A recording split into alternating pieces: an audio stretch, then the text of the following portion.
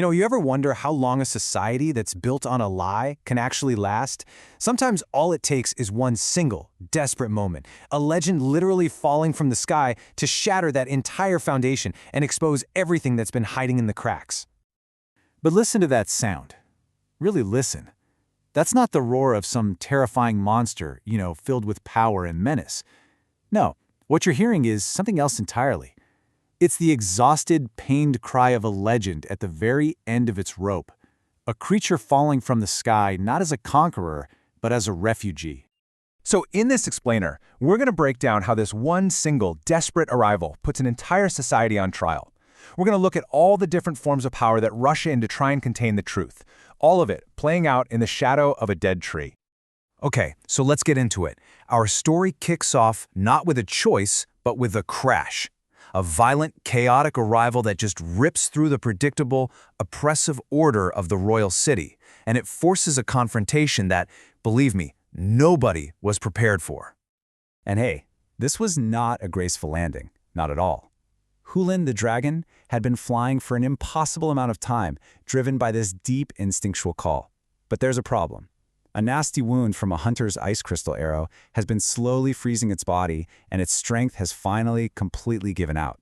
They just plummet from the sky, like a green comet of pain and exhaustion. So what's really crucial to get here is just how vulnerable they are. They crash right at the foot of this massive, dead world tree. They haven't come as attackers, they're desperate survivors. And what this does is it immediately flips the official story of what a dragon is supposed to be. They're cornered, they're hurt, and they are totally alone. And you can just imagine, right? The city's rigid order. It just shatters. Instantly. People are screaming, fleeing. Their fear has been baked in by generations of propaganda. But rushing right into that chaos, the Inquisition. And their goal isn't just to restore order, it's to control the story. All they see is a monster that needs to be purged, because that is the only story they're allowed to see. And this line from their captain, it says everything. Era, just a young orphan girl trying to protect her friend, is immediately branded a heretic.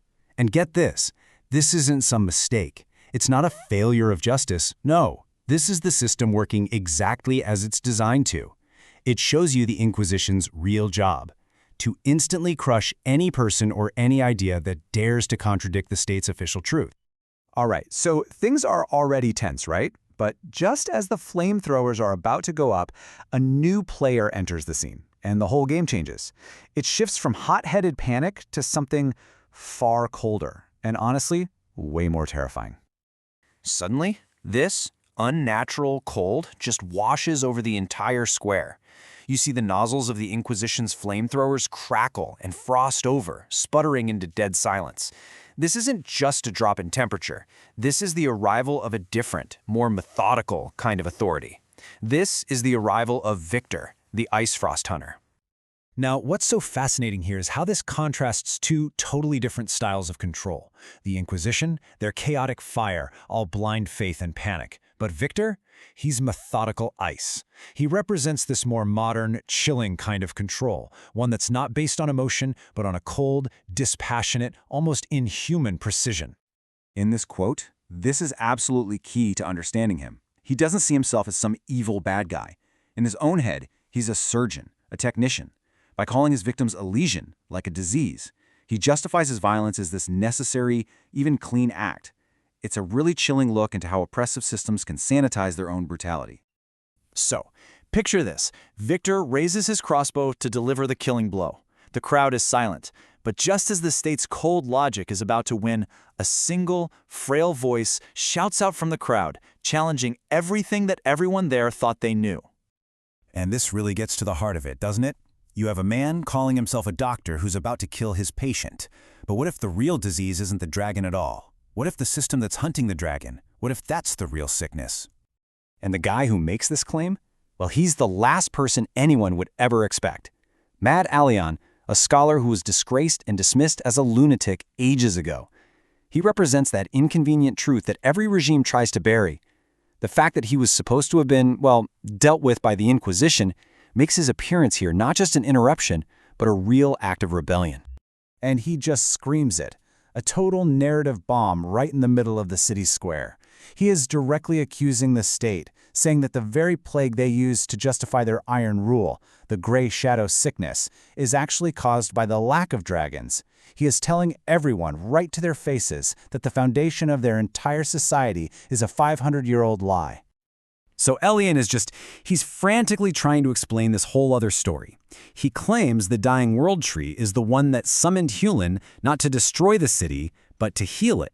He completely reframes the whole event, turning the supposed harbinger of doom into a symbol of salvation. And that is the core conflict, the state's propaganda versus the scholar's forbidden history. So for just a second, right? There's this little flicker of hope hanging in the air, a new possibility.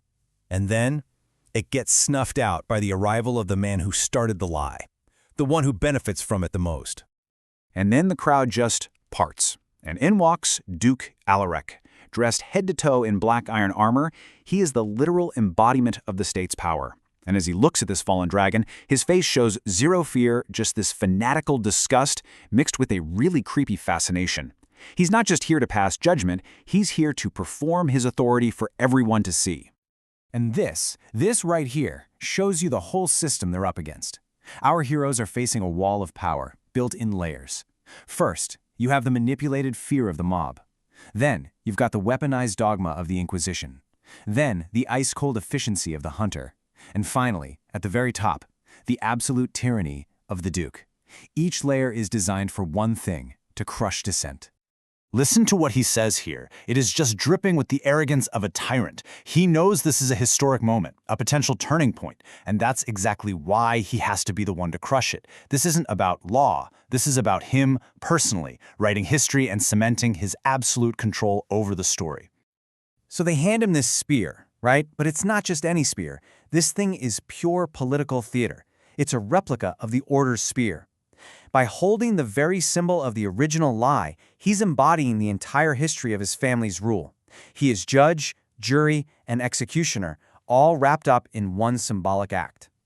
So here we are. This is the final, desperate picture. Under the branches of that dead world tree, you have the ultimate conflict. A scared girl, a dying symbol of hope, and a scholar who's armed with nothing but the truth. All of them cornered by the overwhelming force of a lie that's backed by the full power of the state. Which leaves us with one last question, and it's a big one. In a city square filled with a terrified mob, zealous soldiers, a cold-blooded killer, and an absolute tyrant, who is the real monster here? The dying creature on the ground, or the system that has decided it has to die?